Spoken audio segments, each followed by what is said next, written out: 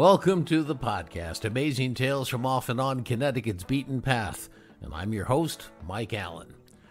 One of the very worst train accidents that ever happened in U.S. history occurred in Connecticut way back in 1891, and it happened in the very rural northeast Connecticut town of Thompson.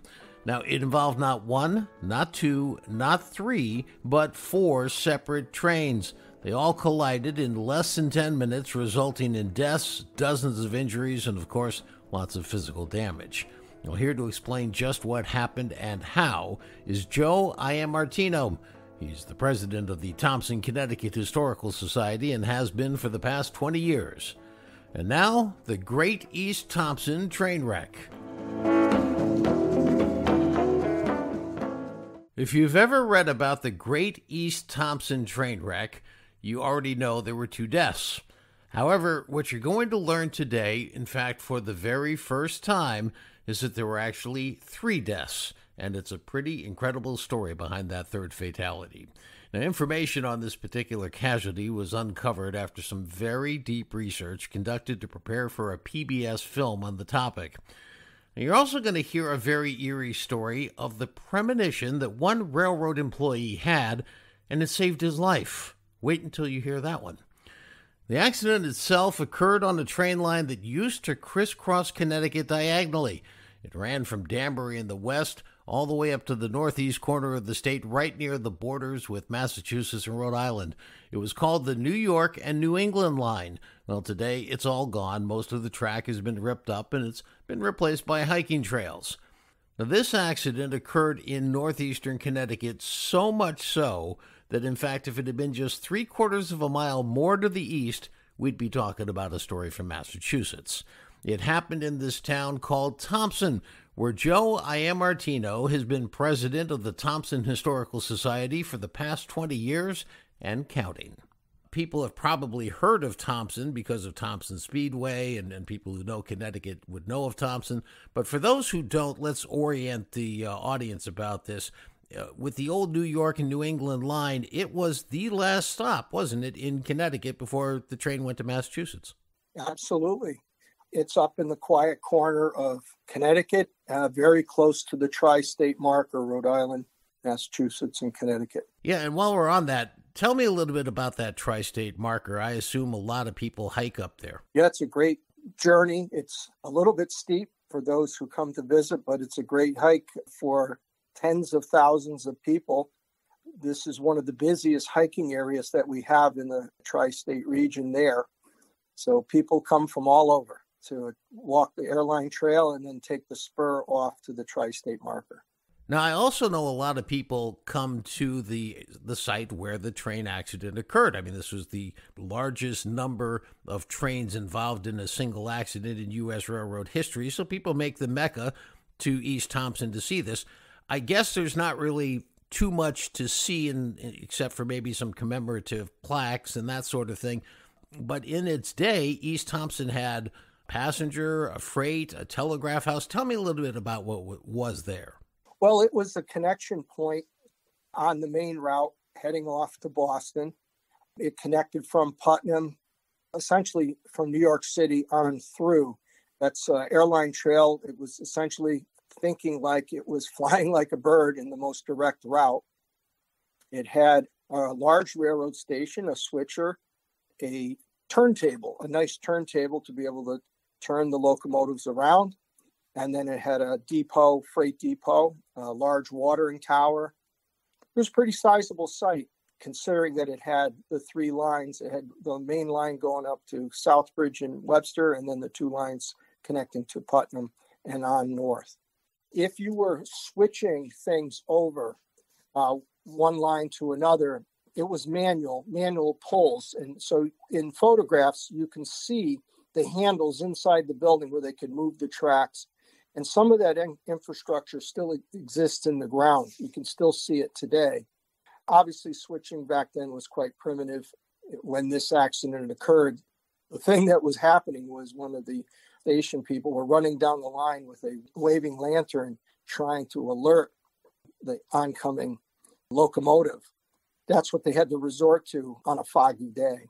Normally, they would rely on each station had its station master. They'd sit in the telegraph office, and that was the way of communicating between stations. But they didn't have any way to communicate with the train once it left the station. No way to get any messages to them at all. And in the very earliest days, there was even a problem coordinating pocket watches with the engineers to make sure everybody was working on the same time. Yep, that's why we have the rail zones and time zones we have in the United States today. Exactly. Let's go into December 4th and talk about what kind of day it was. 1891, there's no global warming. It's coming up, between Thanksgiving and Christmas. And it was cold and foggy. That's what I've heard. What can you tell me about the conditions? It was early in the morning, a little bit after 6:30 in the morning. What was it like? Yeah, the fog was hanging low. That's the stories that were told. No snow really on the ground. And you couldn't see more than a quarter mile down the track. It was that foggy. And did that end up contributing to the accident from the best of your knowledge?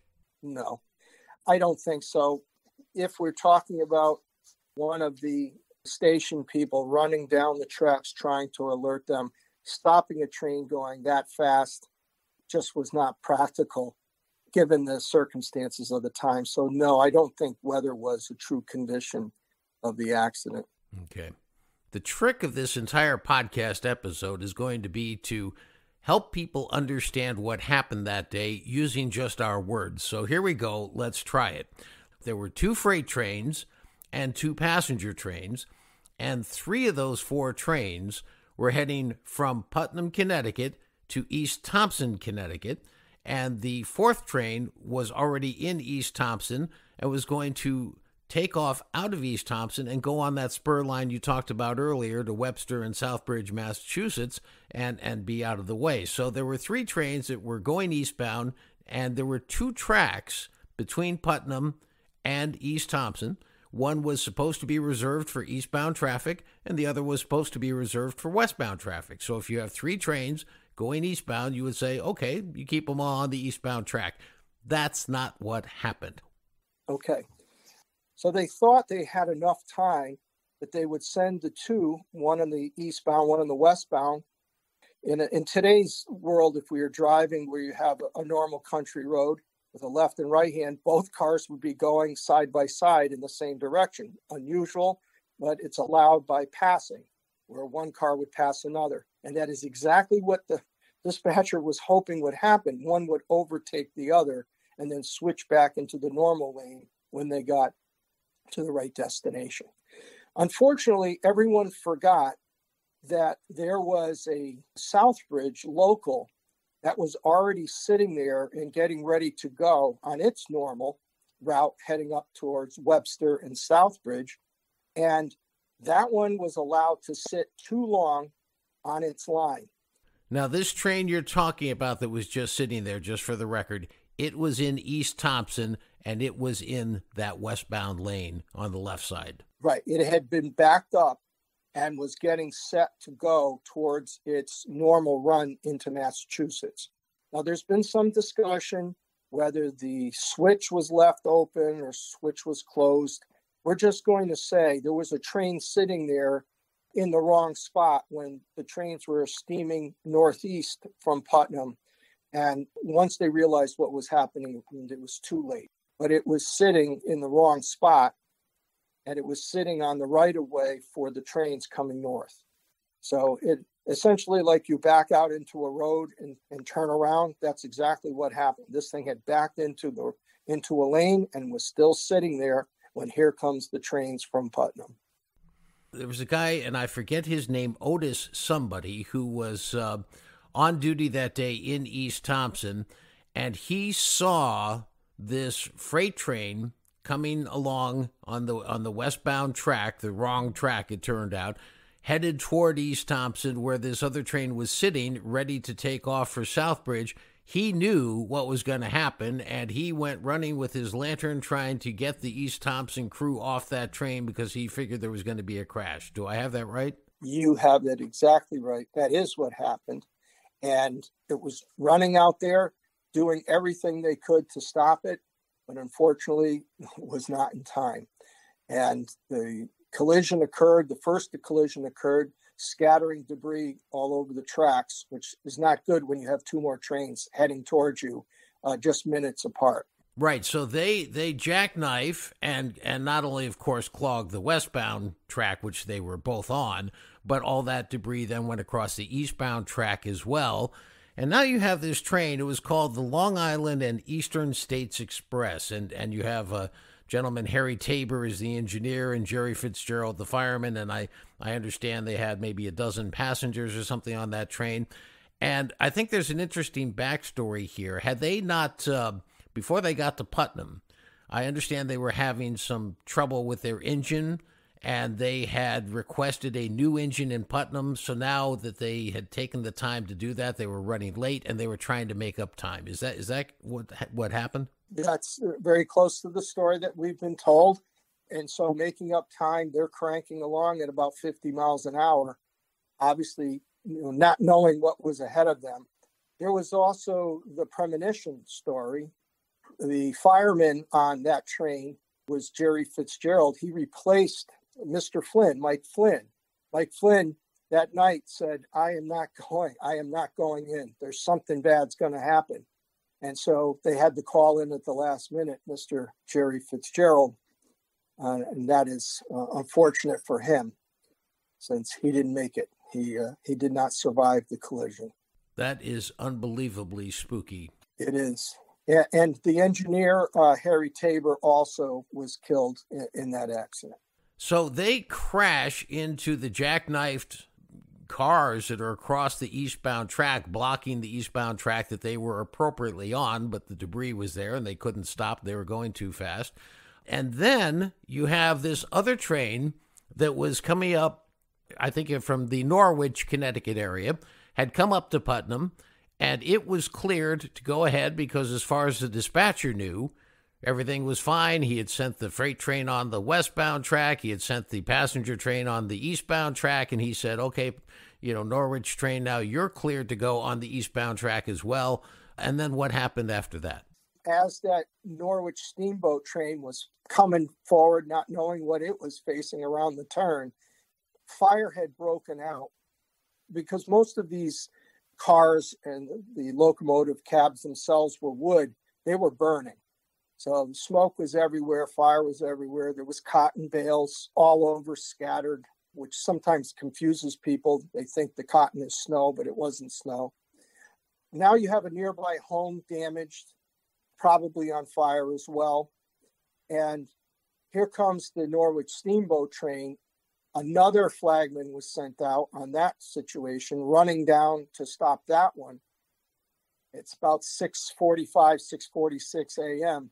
Couldn't stop it, and it goes 8 to 10 feet right into the back end of the Eastern States Express, which is already scattered. It sets fire to that sleeping car, which was a Pullman sleeping car. Cab is burning as well. And here comes the one new piece of the story.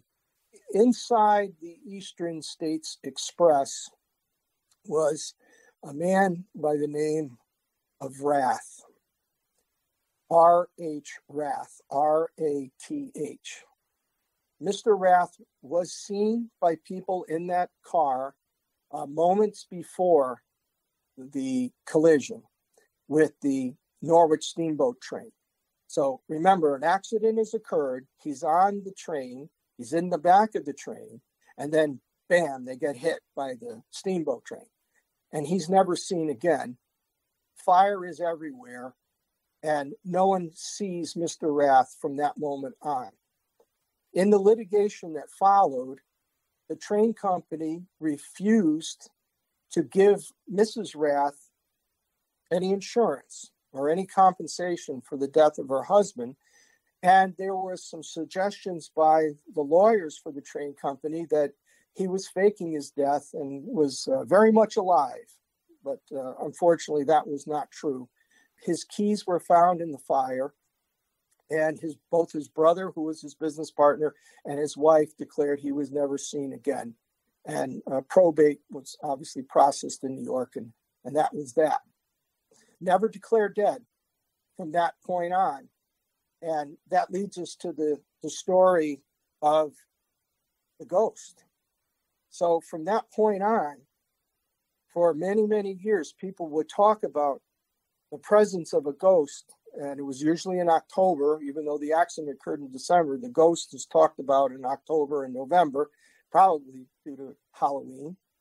Only recently, research by Mark Snee from the Thompson Historical Society confirmed his death, and there have been no ghost sightings since. Now, Mr. Rath, again, remember the spelling, R-A-T-H. We've been calling his visitations the Wrath of Mr. Rath. Now that he's legally passed, according to us, declared dead, we think he's resting in peace as he should. What an unbelievable story. Unbelievable. And when you talk about unbelievable, I had spoken to you before again. We started recording, and I was shocked to learn how quickly service resumed on that New York-New England line. Can you tell me about that again? This was the main artery for that day. Again, the most direct route, New York to Boston. And so the work crews, they brought in a work train as quickly as they could, working in both directions. And so there's a number of photos taken. The Historical Society has a large collection of railroad photos. And in it, we have the only known photos, all of the only known photos of the wreck.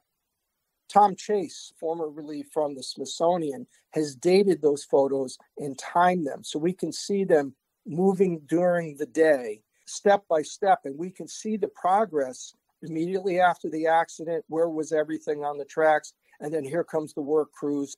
You can see them with their crowbars trying to get the line fixed up. That afternoon, they were able to get trains through on one line. And that's pretty amazing, 8 hours after an accident, up and running again. Pretty good.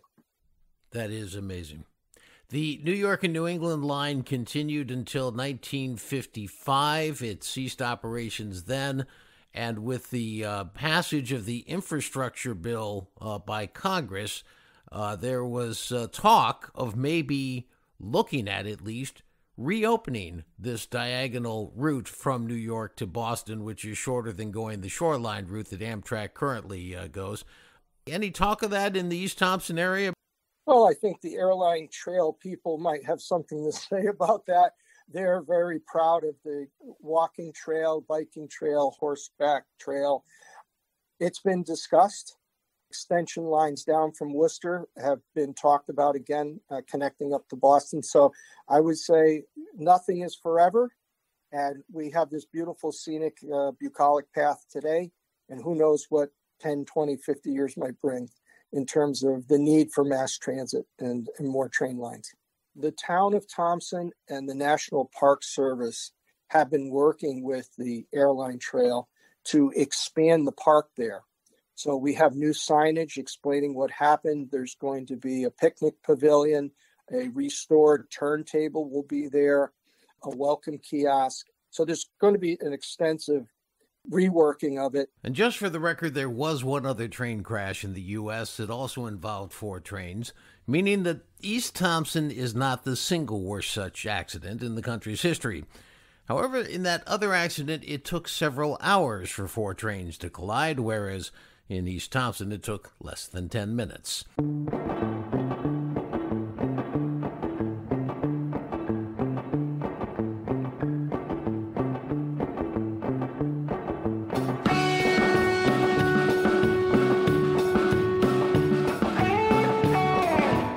Well, that wraps up this episode of Amazing Tales from Off and On Connecticut's Beaten Path.